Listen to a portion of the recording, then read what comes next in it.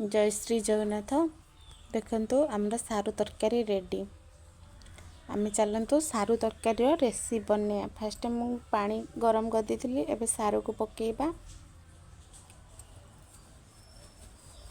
तो 3टा आलू पकेबा। आम आपको एबे सिझे देबा। प्लेट कोटे कोटे की सिझे देले जल्दी सिझिबा। तापर 2 चम्मच सोरिष, जीरा चामचटे, रसुण 10 ରୁ 20टा, 3टा शुक्ला लंका राग अनुसार देबे। तापर मु अदा टिके देइछि। सोरिष बटारे जानिथिबे सांग माने कम ही अदा बाटिबे, बेसी अदा बाटिले भल लागिबनी।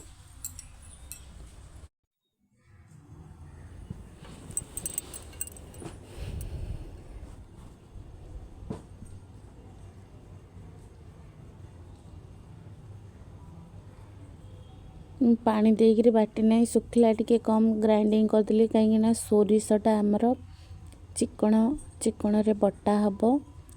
तारे लास्ट रे मु पानी देकर बाटे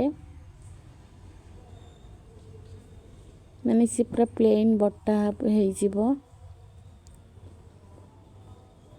सोरिषटा टिके खदा खदा हेले भल लागिबनी। प्लेन बटा होइतिले सोरिषटा भल लागिबो। हमारा हो गला अब रेडी। टमाट को मुझे काटेदेली 3टा टमाट काटिक जार रे पकईदेली। ग्राइंडिंग करदेबा। तार गोटे प्यूरी बनईदेबा।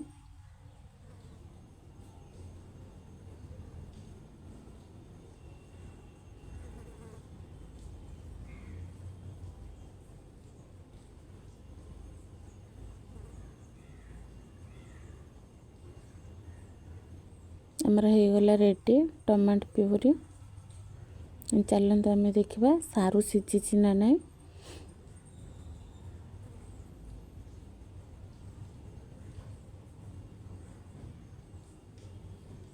सिझा हो गला आमर।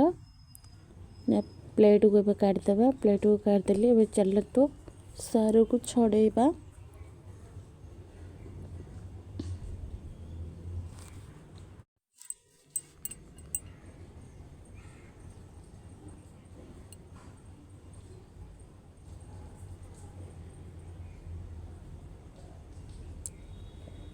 मते तो सारू तरकारी बहुत पसंद। आपण मानक जदि पसंद मते कमेंट करी कहिबे काउ काउ पसंद। मते तो बहुत पसंद सारू तरकारी। एमिति माने मु जेमिति बनाउची सेमिति बनैले मते बहुत माने टेस्ट लागे। खाइबा भी भल लागिबे। आपण माने भी एमिति बनैबे आ खाइबे आ केमति लागुची कमेंट करी कहिबे।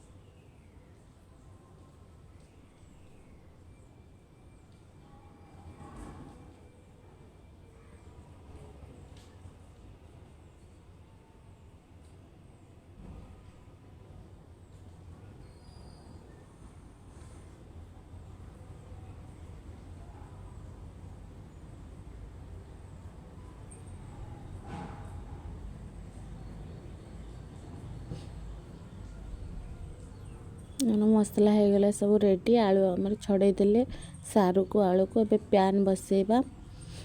गैस ऑन करबा। तेल पकेबा आमर। तार पान मोहरी सोरिष देबा। तार प्याज पकेबा। प्याज आमर टिके भाजी देबा। भजा होला परे आमे सोरिष बाटी थिबा ସୋରିଷ ବଟାକୁ ଆଡ଼୍ କରିବା।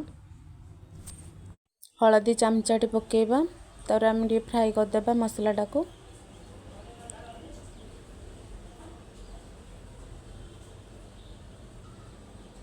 ବଢ଼ିଆ ସେ କଲର୍ ବି ଆସିଛି। ଆମେ ଟମାଟୋ ପ୍ୟୁରି ବି ପକାଇବା।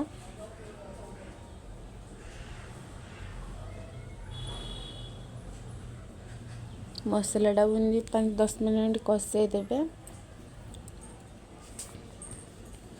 ଆମେ କଷି ହେଇଗଲା ପରେ ସାରୁ ଆଉ ଆଳୁକୁ ପକାଇଲେ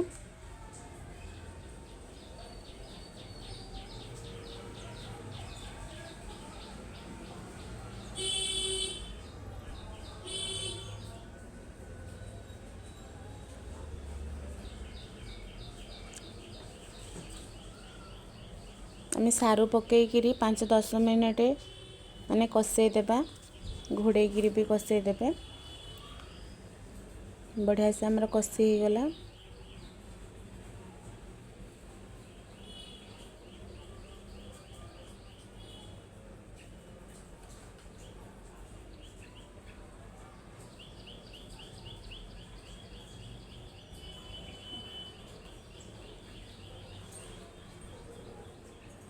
କଷି ହେଇଗଲାଣି।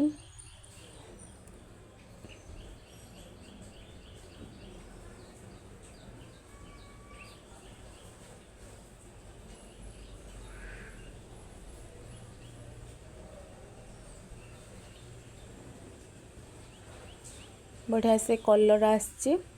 ଆମର ସାରୁ ସହିତ ବି ମସଲା କଷି ହେଇଗଲାଣି। ତାହିଁରେ ଆମେ ଏବେ ଗରମ କରିକି ରଖିଥିବା ପାଣିକି ଆଡ଼୍ କରିବା। ମୁଁ ଗରମ କରି ରଖିଦେଇଥିଲି ପାଣି। 2 ଗ୍ଲାସ୍ ପାଣି ଦେବେ। ମାନେ ଝୋଳ ହିସାବରେ ଯେତିକି ଦେଇପାରିବେ।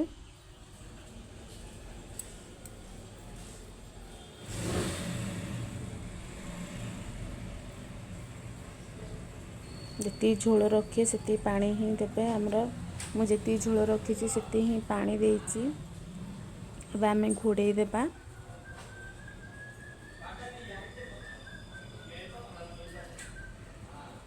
ତରକାରୀ ଆମର ଫୁଟି ଆସିଲାଣି। ତାପରେ ଲୁଣ ସ୍ୱାଦ ଅନୁସାରେ ପକାଇବା।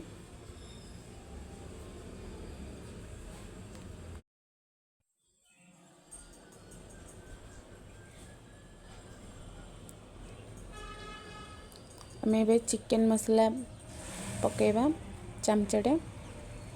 ଆମର ତରକାରୀ ଏବେ ରେଡ଼ି।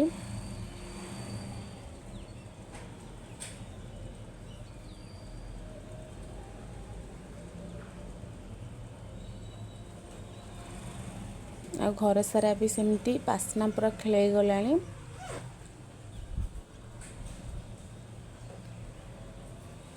ମାଛ ତରକାରୀ ପରି ବଢ଼ିଆ ବାସ୍ନା ବି ହେଉଛି। ଆଉ ଟେଷ୍ଟ ବି ଲାଗୁଛି ମାଛ ତରକାରୀ ପରି। ସେମ୍ ଟେଷ୍ଟ ଲାଗୁଛି। ମାଛ ଖାଇଲେ ଯାହା ନା ସାରୁ ତରକାରୀ ଖାଇଲେ ତାହା ଲାଗୁଛି। ଆପଣମାନେ ଥରେ ଏମିତି ଘରେ ଟ୍ରାଏ କରନ୍ତୁ ଆଉ ଖାଆନ୍ତୁ। ଆଉ କମେଣ୍ଟ କରି କୁହନ୍ତୁ। ଆମ ଭିଡ଼ିଓ ଭଲ ଲାଗିଲେ ଆପଣମାନେ ସବସ୍କ୍ରାଇବ୍ କରିବେ, କମେଣ୍ଟ କରିବେ, ସେୟାର କରିବେ, ଲାଇକ୍ କରିବେ। ଆଉ ଫେସବୁକ୍ରେ ଦେଖୁଥିଲେ ଭିଡ଼ିଓକୁ ଫଲୋ କରିବେ, କମେଣ୍ଟ କରିବେ, ସେୟାର କରିବେ, ଲାଇକ୍ କରିବେ। ଯେମିତି କଲର୍ ବି ଆସିଛି ସେମିତି ବି ଟେଷ୍ଟ ବି ଲାଗୁଛି। ଦେଖିବାକୁ ଯେମିତି ସୁନ୍ଦର ଲାଗୁଛି ସେମିତି ବି ଟେଷ୍ଟ ଲାଗୁଛି ସାଙ୍ଗମାନେ। ଆଉ ଆମ ଘରେ ଖାଇଲା ପରେ ସମସ୍ତେ କହିଲେ କି ମାଛ ତରକାରୀ ପରି ଲାଗୁଛି। ଆପଣମାନେ ଘରେ ଏମିତି ଥରେ ଟ୍ରାଏ କରନ୍ତୁ ଆଉ ଖାଆନ୍ତୁ।